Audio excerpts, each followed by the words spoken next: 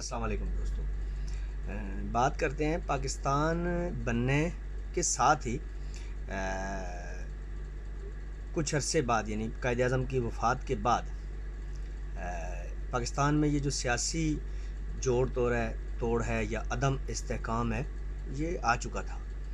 ہم نے 48 سے 58 تک مارشل لاء تک ہم نے 7 وزیر اعظم تبدیل کر لیے تھے، ایک کو مار بھی دیا تھا، اور اس کو مارنے والے بندے کو بھی ادھر ہی مار دیا تھا۔ اور جب یعنی 2016 تک وہ کیس اخباروں میں چھپتا رہا ہے، آپ اندازہ لگا لیں اپنے ملک کا، اپنے ملک کی سیاست کا، اور پھر عوام کے اندر جو سیاسی شعور بیدار نہیں کیا گیا، جو جمہوری شعور نہیں دیا گیا، اس لیے کہ جمہوریت کے ثمرات، جمہوریت کے ادارے کی جو کچھ کام ہوتے ہیں، اس کے اپنے ایتھکس ہوتے ہیں، نارمز ہوتے ہیں، اس کی کچھ یعنی آپ کو ایسی چیزیں جو آپ دیکھ رہے ہوتے ہیں کہ یہ ہمارا ادارہ اتنا مضبوط ہے کہ یہ جس نے کام کر رہے ہیں یا کر رہا ہے کام، تو اس ادارے کے ثمرات عوام نے دیکھے ہی نہیں، تو عوام کے اندر جمہوری شعور کیسے آئے گا؟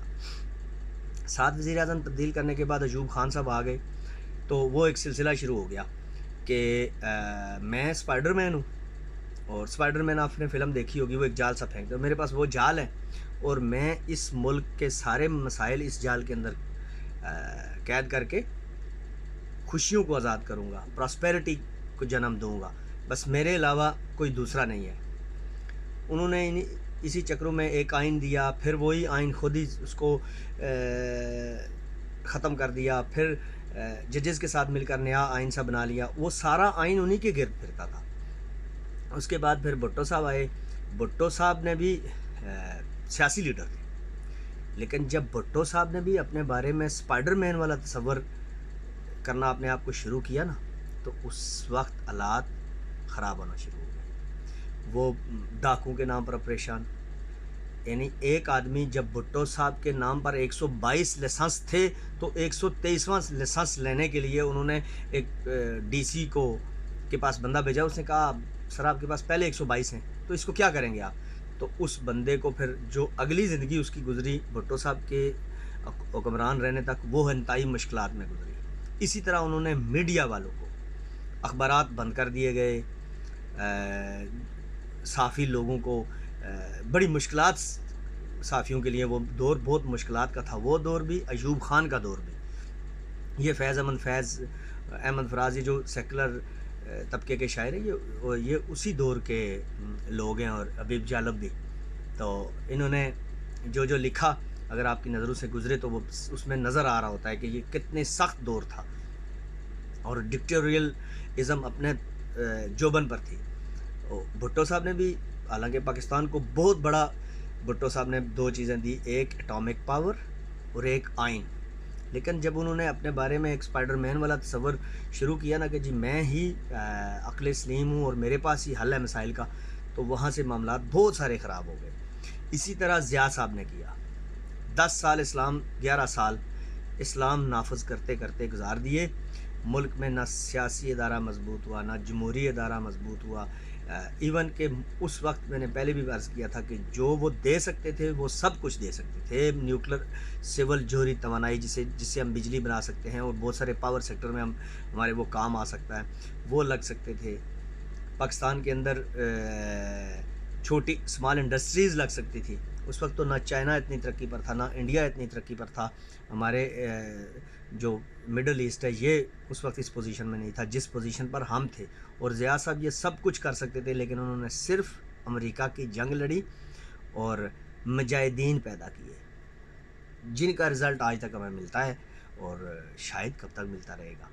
پھر جمہوری ادارے، جمہوری سیاسی لوگ آئے، ان کے جو 10 سال ہیں نا، بیچ میں 8 سال بنتے ہیں، وہ اگر کیئر ٹیکر اور دوسرے تیسرے ان کے ٹوٹنے بننے کے جو اگر ٹائم نکالیں تو ان کو 8 سالوں میں یعنی کیا کرنے دیا گیا، کس طرح انہوں نے کیا کہ ادھر اٹل بہاری واجپئی اور نواز شریف صاحب پاکستان کے بڑے معاہدے کے اوپر کام کر رہے ہیں، کشمیر کے اوپر بات ہو رہی ہے، انڈیا کے ساتھ ہم یعنی معاملات اپنے طے کر رہے ہیں، تو ادھر 2 جنرل 3 جنرل، یہ شاہد عزیز صاحب کی کتاب میرے پاس پڑھی ہے. آپ لوگوں نے اگر شوق رکھتے ہیں تو اسے لیں اور پڑھیں. اس کے اندر لکھا ہوا ہے کہ وہ کیسے انہوں نے ایک وزیر اعظم کو دھوکہ دیا. اگر یہ نہیں پڑھ سکتے تو آپ نسیم زارا کی کتاب ہے فرام کارگل ٹو کو، وہ آپ پڑھیں.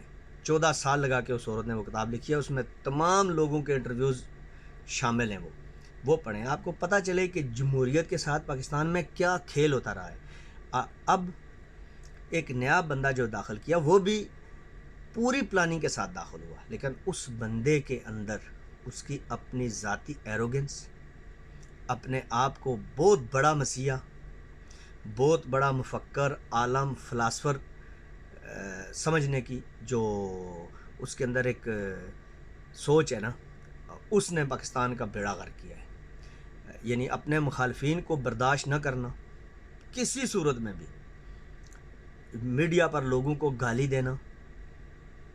آج بھی ریسنٹ یعنی ٹوڈے ایک لندن سے ویڈیو جاری ہو گیا جو ان کی 2-3 پرماننٹ ہے. وہ عورتوں کا کام صرف احتجاج کرنا ہے. ایسے آدمی کو آپ وزیر اعظم کی سیٹ پر بٹھاتے ہیں اور سمجھتے ہیں کہ وہ کچھ کرے گا. وہ بھی اپنے آپ کو اسپائڈر مین ہی سمجھتا ہے، اور ٹرولی اسپیکنگ کہ وہ اسپائڈر مین سے کچھ بڑھ کر سمجھتے ہیں.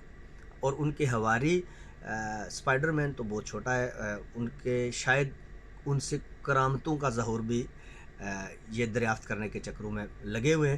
شاید کوئی ہو جائے. وہ پہلے بھی ایک دفعہ شعر سنایا تھا کہ پاس باں مل گئے کعبے کو صنم خانے سے.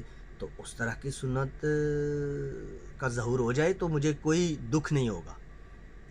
میں چاہتا ہوں کہ عمران خان صاحب ایک ٹرولی جمہوریت پسند اور ایک سیاسی لیڈر بن کر سامنے آئیں اور اس ملک کے مسائل حل کریں، نہ کہ اسی طرح آج وہ منتیں کر رہے ہیں کہ آؤ جی میں بھی پالش کرنے کے لیے تیار ہوں. یہ سب کو نظر آ رہا ہے. جن کو نہیں نظر آ رہا میرے خیال سے وہ اندھے ہیں. یعنی یہ سخت لفظ ہے، میں معذرت کرتا ہوں، لیکن ان کو کیوں نہیں نظر آ رہا؟ وہ سامنے کہتے ہیں کہ جی تسی نیوٹرل رہو، میرے نہ لاؤ، ان چوروں کا ساتھ نہ دو. اور انہوں نے اس طرف کیا ہوا ہے؟ شباش وہ تو ان کے ساتھ ملے ہوئے ہیں، سب کو نظر آ رہا ہے.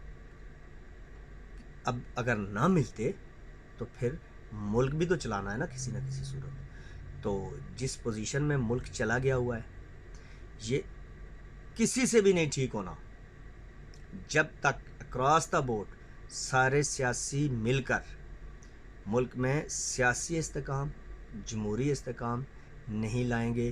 تب تک باہر سے آپ کا انویسٹر نہیں آئے گا. آپ جب تک پورے ملک کو چور ڈکلیئر کرنے میں لگے رہیں گے آپ کے ملک میں پیسہ کبھی نہیں کوئی دے گا. کوئی ایسا بے وقوف ہے جس قوم کے بارے میں ایک وزیر اعظم کہہ رہے ہیں کہ یہ سارے چور ہیں، سب ادارے چور ہیں. ججز آپ نے نہیں چھوڑے، الیکشن کمیشن، آرمی، پولیس، کون سا ادارہ ہے جو عمران خان صاحب کے مطابق چور، غدار یا ایسا نہیں ہے جس کے اندر خرابیاں موجود نہیں ہیں. انسانوں کے ساتھ ہی ملک چلتے ہیں. یہی ہمارے پاس آبادی ہے. انہی لوگوں کے اندر سے ہم نے عقل مند بھی نکالنے ہیں. کاریگری تو یہ ہے کہ آپ انہی لوگوں کو استعمال کر آپ کا سب سے بڑا اس وقت جو مسئلہ سامنے آ رہا ہے قوم کو درپیش ہے. سڑکیں آپ نے ساری اکھاڑ دی ہیں، پارک آپ نے توڑ پھوڑ کر دیے ہیں، گراؤنڈ آپ نے کوئی نہیں چھوڑے. تقریریں اور جلسے کر کے جی آرمی چیف بس میری مرضی کا لگنا چاہیے. جو باقی کے لوگ ہیں آپ کی مرضی کا، کوئی ماجد ہوگا، ساجد ہوگا، کبیر ہوگا، نصیر ہوگا، جو باقی 4 بچیں گے وہ کیا ہے؟ آپ اپنے لیے مسائل خود پیدا کر رہے ہیں، دعوت دے رہے ہیں. یہ غیر مناسب بات ہے. اس طرح کی تقسیم مناسب نہیں ہے. یہ کسی کے حق میں نہیں ہے، ملک کے حق میں تو ہے ہی نہیں، ریاست کے حق میں کسی صورت نہیں ہے. تو آپ کو اسمبلی میں جانا چاہیے اور مل کر ایک سیاسی سیٹ اپ ترتیب دیں. آپ الیکشن جیت چکے ہیں اور جیتیں گے، مجھے اس میں بھی کوئی شک نہیں ہے، لیکن لوگوں کو قید کر کے، قتل کر کے، مار کے یہ کون سی حکومت ہوگی؟ یہ تو ڈکٹیٹرشپ سے بھی بڑا کوئی اگر لفظ ہے تو میں استعمال کر سکتا ہوں، کرنا چاہیے. ہٹلر طرح کا نظام پھر آپ چاہتے ہیں تو وہ قائم کر لیں پھر، لیکن اس سے ملک ترقی تو نہیں کرے گا. یہ جو فرینچ انقلاب آیا تھا وہ 25 سال بعد ختم ہو گیا تھا. ایران کا انقلاب آج اس کے حالات دیکھ لیں کیا ہیں. ایران کتنا مختلف ہے. وہ میسا امجد امینی لڑکی کو لے کر وہ کہاں تک بات چلی گئی ہے. پوری دنیا میں مظاہرے ہو رہے ہیں. تو ایسا انقلاب تو نہ لائیں جس سے ہمارا ملک 50 سال مزید پیچھے چلا جائے. اکانومی کو سیدھا کرے. جس کی اکانومی سیٹ ہے وہ پورا ملک، لوگ، عوام خوشحال، سب کچھ بہتری کی طرف چلا جاتا ہے. السلام علیکم ورحمۃ اللہ.